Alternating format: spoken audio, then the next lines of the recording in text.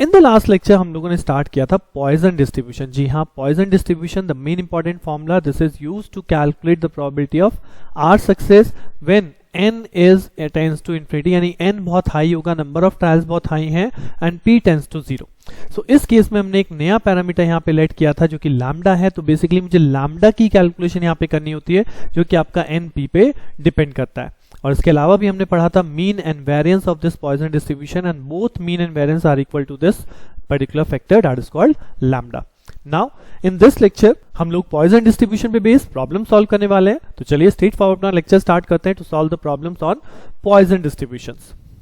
सो Poisson distribution, so Poisson distribution already हम लोग last lecture में फॉर्मूला देख चुके हैं कि if we have n number of trial जो कि अपने आप में बहुत ज्यादा है, यानी कि n tends to infinity and the success probability जो कि हमारे p को रिप्रेजेंट करते हैं वो प्रोबेबिलिटी बहुत ही कम है, दैट इज टेंड्स टू 0। तो उस केस में हम r सक्सेस की जो प्रोबेबिलिटी कैलकुलेट करते हैं with the help of Poisson distribution given by this formula lambda to the power r e to the power minus lambda divide by factorial r, where r is equal to 0, 1, 2, 3 यानी number of success आपके 0, 1, 2 कुछ भी हो सकते हैं, right. So basically इस फॉर्मूले में अगर मुझे r की एक गिवन वैल्यू है और मुझे वैल्यू कैलकुलेट करनी है तो in this formula we require a value of lambda. यानी कि पॉइजन डिस्ट्रीब्यूशन में आपको दो चीज रिकॉग्नाइज करनी है। पहली चीज तो पॉइजन डिस्ट्रीब्यूशन लगाना कहां पे है वो कैसे पता चलेगा, when n is equal to infinity का केस होगा या n बहुत ज्यादा होगा, राइट, ट्रायल्स हमारे बहुत ज्यादा है। और दूसरी चीज अगर हमने ये रिकॉग्नाइज कर लिया तो सेकंड थिंग हमें कैलकुलेट करनी होती है लैम्डा, जिस बेस पे हम इस फॉर्मूले का यूज करके प्रोबेबिलिटी कैलकुलेट कर पाएंगे। तो चलिए देखते हैं इस पे क्वेश्चन स्ट्रेट फॉरवर्ड कैसे सॉल्व होते हैं। So this is the first question जो मैंने यहाँ पे कंसिडर करा है, if the variance of the Poisson distribution is 2। अब अगर इतनी लाइन को ही आप पढ़ें, if the variance of the Poisson distribution is 2, तो हमने पढ़ा था मीन हो चाहे वेरिएंस हो यहाँ पे किसके इक्वल होता है, लैम्डा के इक्वल होता है। दैट मीन्स आपको लैम्डा ही यहाँ पे डिफाइन है कि lambda is equal to 2। Now find the probabilities for r is equal to 1, 2, 3 and 4 from the recurrence relation। Now see, इसने बोला है रिकरेंस रिलेशन से। अब अगर यहाँ पे रिकरेंस रिलेशन नहीं लिखा होता तो हमारे पास फॉर्मूला है कि probability of R success is equal to P of R is equal to e to power minus lambda, lambda to the power R divide by factorial R. यहाँ पे लैम्डा मुझे पता है that is e to power minus 2, ये हो जाएगा 2 to the power R और factorial R. तो अगर मुझे आर इज इक्वल टू 1, 2, 3, 4 के लिए जाना था तो मैं यहाँ पे आर को 1 रखता, 2 रखता, 3 रखता, 4 रखता, अलग अलग वैल्यू कैलकुलेट हो जाती। But here in this question it is given कि we have to calculate the probability from the recurrence relation, right. और रिकरेंस रिलेशन क्या है, रिकरेंस रिलेशन हम लोगों ने पढ़ा था that is P R plus 1, that is another next probability depends on the previous probability, R plus 1 depends on R probability by this formula lambda upon R plus 1 into P are. सो अब मुझे इस फॉर्मूले से calculate करना पड़ेगा कि are की value में क्या रखूं कि यहाँ पे मुझे 1, 2, 3, 4 की प्रोबेबिलिटी मिल जाए। तो यहाँ पे अगर हम सबसे पहले r को 0 पुट करेंगे तो यहाँ पे बनेगा p1 that is equal to lambda, r की जगह आपने 0 पुट किया, ये बनेगा p of 0। Similarly when you put r is equal to 1 तो यहाँ पे रिलेशन बनाएगा p ऑफ 2 और ये हो जाएगा lambda by 2 and p of 1। Similarly when we put r is equal to 2 then ये रिलेशन यहाँ पे बनेगा p ऑफ 3 और ये हो जाएगा lambda bye 3 and p of 2। And similarly when we put r is equal to 3 then we have p4 in this formula और ये बन जाएगा lambda by 4 and p of 3। तो ये रिकरेंस फॉर्मूला है कि जिसमें next probability previous value of probability पे डिपेंड करती है। तो यानी कि अगर मुझे 4 प्रोबेबिलिटीज कैलकुलेट करनी है for r is equal to 1, 2, 3 and 4, so for this I need p of 0। जब मुझे p0 पता होगा तो p1 आएगा, p1 पता होगा तो p2 आएगा, p2 पता होगा p3 हो जाएगा और p3 पता होगा तो p4 कैलकुलेट हो जाएगा। सो p0 कैसे कैलकुलेट करूं, p0 कैलकुलेट इसी फॉर्मूले से होगा। ये जो फॉर्मूला है इसमें r की जगह क्या पुट करेंगे 0। So if you place r is equal to 0 तो ये हो जाएगा e to power minus 2 lambda to power 0 divide by factor 0, यानी कि simply e to power minus 2 और इसकी वैल्यू होती है 0.1353। नाउ फ्रॉम दीज फॉर्मूलाज अब मेरे पास p0 की वैल्यू है, लैम्डा की वैल्यू क्वेश्चन में गिवन है 2। So straight forward using these equation I can calculate p1 that is lambda into p naught, so 2 into this value, this become 0.2706. Similarly we can calculate p2 that is lambda by 2 into p1, so this is lambda by 2 into p1, lambda की value 2 है, 2 by 2 into p of 1, तो ये p of 1 के equal हो गया। Similarly p3 is calculated by that is 2 by 3 into p2, तो 2 by 3 into p2 and p4 that is 2 by 4 into p3, तो ये हमारा p4 कैलकुलेट हो जाएगा। This is asked in the question कि r is equal to 1 2 3 4 के लिए calculate कीजिए probability by the recurrence relation. अगर ये मेंशन नहीं है तो आप डायरेक्टली जा सकते थे, but if this is mention तो मुझे इस रिकरेंस फॉर्मूले का ही यूज करना पड़ेगा, राइट। अब इसमें आगे बोला गया also find R greater than equal to 4। Now this is a case of Poisson distribution, और पॉइसन में हमें पता है कि जो आर है this is very from 0 to infinity. जी हाँ, एन इसमें कितना होता है, इनफाइनाइट, तो यहाँ पे आर जो है वो इनफाइनाइट तक वेरी कर रहा है। तो अगर आपको चाहिए प्रोबेबिलिटी कि R is greater than equal to 4, यानी आर 4 भी हो सकता है, 5 भी हो सकता है, 6 भी हो सकता है, at up to 4 5 6 as on up to infinity. तो ये कैसे कैलकुलेट करूं, यानी इसका मतलब हो गया इसको हम रिवर्स ऑर्डर में कैलकुलेट करते हैं कि if we need R greater than equal to 4 then 1 minus P0 plus P1 plus P2 plus P3, यानी 0 सक्सेस, 1 सक्सेस, 2 सक्सेस, 3 सक्सेस के लिए कैलकुलेट करेंगे और सिर्फ 1 में से माइनस कर देंगे, तो that will gives me R greater than equal to 4। और ये ऑलरेडी हम लोगों ने कैलकुलेट किया, तो यहीं से वैल्यू मैंने पिकअप की है and then we have put this value and solve the answer. But अगर आपको क्वेश्चन में डायरेक्टली, जैसे हमने पहले भी क्वेश्चन किया बाइनोमियल के केस में, अगर आपको डायरेक्टली ये चीज पूछेगा आर इज ग्रेटर देन 4 के लिए ही कैलकुलेट करना है, in that case also you have to calculate this P0 P1 P2 and P3। अब वो डिपेंड करता है कि आप डायरेक्ट फॉर्मूले से कैलकुलेट करना चाह रहे हो या रिकरेंस फॉर्मूले से कैलकुलेट करना चाह रहे हो। वहां पे कोई कंडीशन नहीं होगी कि आपको रिकरेंस से ही जाना है, but in this question because यहाँ पे रिकरेंस दिया है तो हमने रिकरेंस से कैलकुलेट किया एंड देन फिर हम इसको भी इजिली कैलकुलेट कर सकते हैं। सो आई होप आपको कुछ अंडरस्टैंडिंग बनी होगी कि इस फॉर्मूले का किस तरह से यूज करना है। अभी और भी प्रॉब्लम हम लोग करने जा रहे हैं सो दैट हमारा कॉन्फिडेंस लेवल उतना ही अच्छा हो जाएगा। So this is the second question, using Poisson distribution find the probability that the ace of spades will be drawn from a pack of well shuffled card at least once in 104 consecutive trial, right. अब यहाँ पे word भी लिखा है using Poisson distribution और trials भी given है, जबकि हमने ट्रायल्स क्या पढ़ा है, ट्रायल्स है होता है इनफाइनाइट, बट इनफाइनाइट का मतलब यहाँ पे वैल्यू इन्फिनिटी से नहीं होता, इन क्वेश्चंस में n का मतलब बहुत ज्यादा वैल्यू से है, राइट। सो यहाँ पे basically n is given as 104 और हमें कैलकुलेट करना है find the probability that the ace of spades will be drawn from a pack of well shuffled card at least once. यानी एट लीस्ट वंस का मतलब क्या है कि जब 104 टाइम्स आपका कार्ड ड्रॉ किया जा रहा है तो एक बार से ज्यादा, एक या एक से ज्यादा बार क्या हमें मिलना चाहिए, हमें मिलना चाहिए एस ऑफ स्पेड। और एस ऑफ स्पेड मिलने की प्रोबेबिलिटी क्या होगी, अब एस ऑफ स्पेड एक ही कार्ड होता है inside your 52 cards in a well shuffled card pack. So that means अगर हम इसकी प्रोबेबिलिटी कैलकुलेट करेंगे तो प्रोबेबिलिटी जो यहाँ पे हो जाएगी that is 1 is the favourable case out of 52। So probability is 1/52, that is very very less than 1 और वी कैन से कि that is approximately equal to 0। तो यहाँ पे p की वैल्यू कम होनी है, n की वैल्यू ज्यादा होनी है। So we have n value, we have p value, so then we can calculate the value of np and this value gives me what, this value gives me lambda. तो यहाँ से जैसे आप np को calculate करेंगे 104 into 1/52 you will get 2, right. So np calculate हो गया, means हमें लैम्डा मिल गया और पॉइसन डिस्ट्रीब्यूशन में प्रोबेबिलिटी कैलकुलेट करने के लिए आई नीड लैम्डा, राइट। अब मेरे पास फॉर्मूला है वो मुझे पता है और यहाँ पे मुझे कितने की प्रोबेबिलिटी निकालनी है, एटलीस्ट वंस।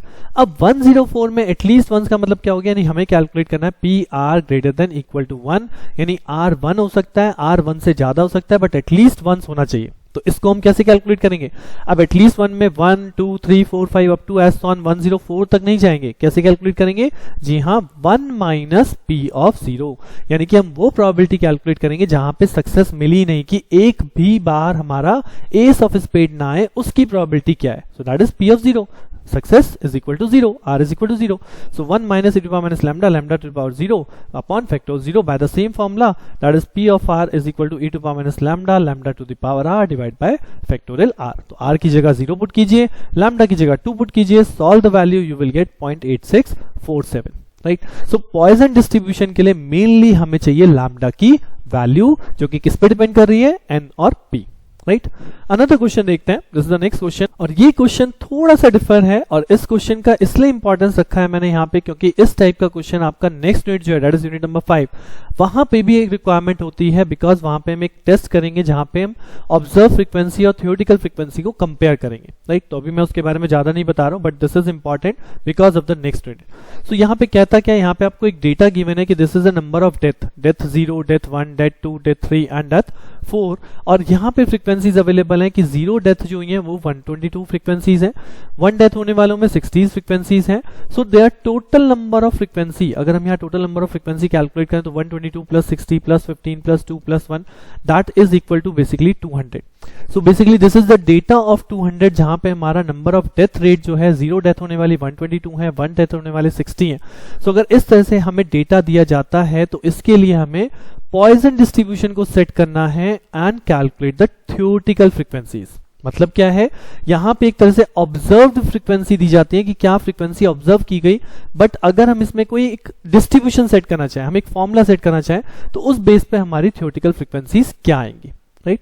सो इसके लिए यहाँ पे जब हमें x और बेसिकली फ्रीक्वेंसी दी जाती है तो if you remember what is the mean value, जी हाँ मीन कैलकुलेट करते थे हम summation of fx divide by summation of f से, यानी कि f into X F into X F into X, तो ये हो जाएगा 0, ये हो जाएगा 60, ये 30, ये 6 और ये 4 ऐड किया डिवाइड बाय टोटल फ्रीक्वेंसी 200, तो यहां से मीन आया 0.5 and that is nothing but the lambda, right. और जब मुझे लैम्डा मिल गया I can apply this probability formula P of R is equal to n into e to power minus lambda, lambda to the power R divide by factorial R।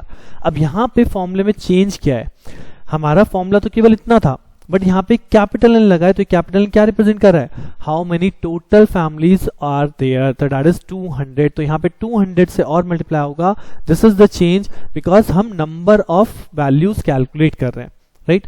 सो अब यहाँ पे R is equal to 0, यानी कि अगर death rate 0 है, right, success rate death R की value 0 है, तो उस केस में हमारी प्रोबेबिलिटी क्या होगी, एंड देन वो प्रोबेबिलिटी जब 200 से मल्टीप्लाई होगी देन हमें मिलेगा थ्योरेटिकल फ्रीक्वेंसी, राइट।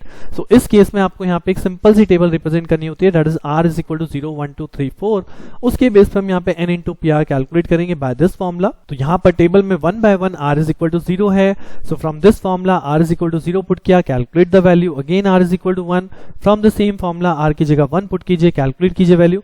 तो ये कैलकुलेटेड वैल्यूज हैं जिनको अप्रोक्सीमेटली इक्वल किया, 121.3 का मतलब 121, 60.6 का मतलब 61, 15.16 यानी 15। तो these are called the theoretical frequencies and for the cross verification आपकी थ्योरेटिकल फ्रीक्वेंसीज भी कितने टोटल के इक्वल आनी चाहिए, दैट इज 200। तो टोटल फ्रीक्वेंसी वेरी नहीं कर रही, बट हम कर क्या रहे हैं कि एक जो हमें ऑब्जर्व डेटा दिया गया था उस ऑब्जर्व डेटा के बेस पे हमने जो हमारा फॉर्मूला है, वो फॉर्मूला कौन है, पॉइजन डिस्ट्रीब्यूशन का फॉर्मूला, उससे कैलकुलेट करा, तो that is called the theoretical frequencies, right. So ये क्वेश्चन अपने आप में बिल्कुल सेपरेट है, इस टाइप का क्वेश्चन आ जाता है और जैसे कि मैंने बोला ये क्वेश्चन आपको नेक्स्ट यूनिट में भी काम आएगा, तो इसे एज अ सेपरेट केस यहाँ पे याद जरूर रखिएगा। पॉइजन डिस्ट्रीब्यूशन सेट करना हो तो आपको किस तरह से यहाँ पे अप्लाई करना है, right.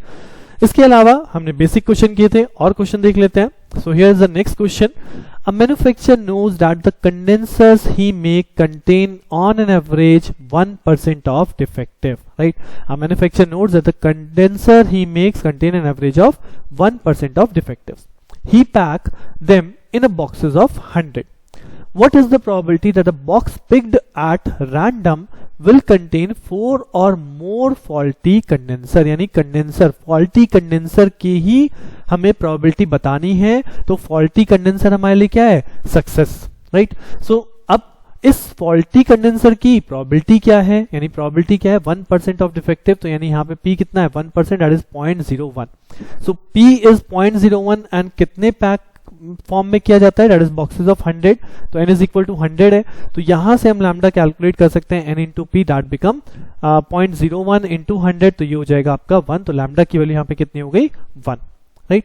So lambda is equal to मिल गया। अब कहता है what is the probability that a box picked up at random will contain 4 और मोर, तो 4 और मोर का मतलब क्या है, हम तो बॉक्सेस 100 के फॉर्म में पैक कर रहे हैं, right, in a box of 100।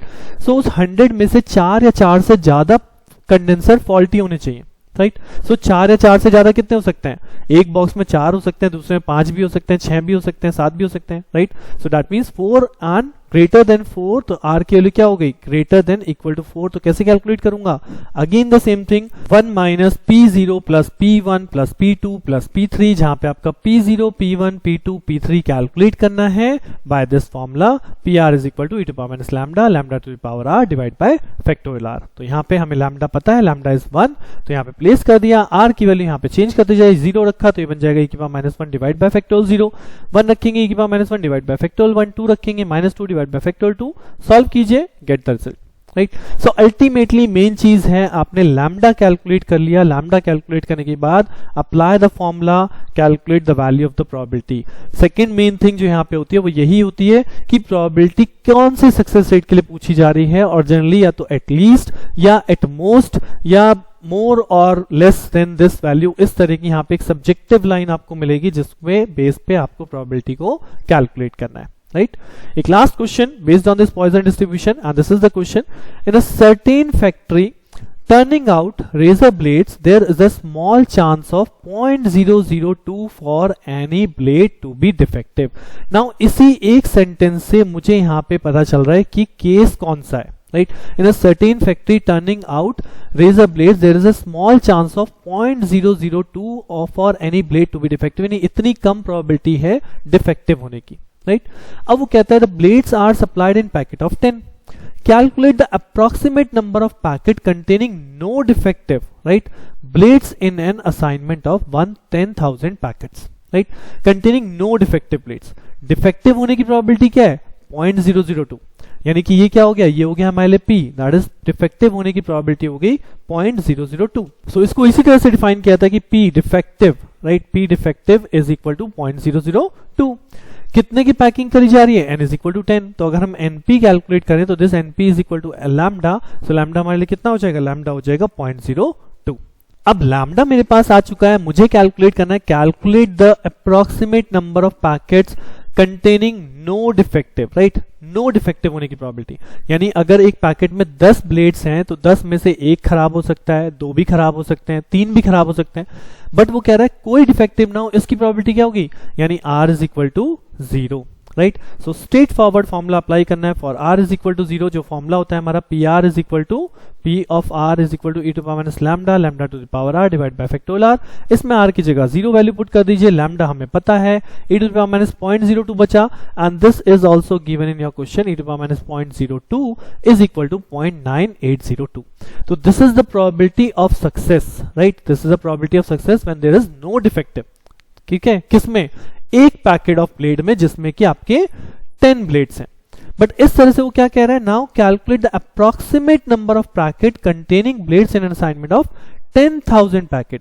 अब ये 10,000 बाद में आया, राइट. अभी तक हमने क्या देखा?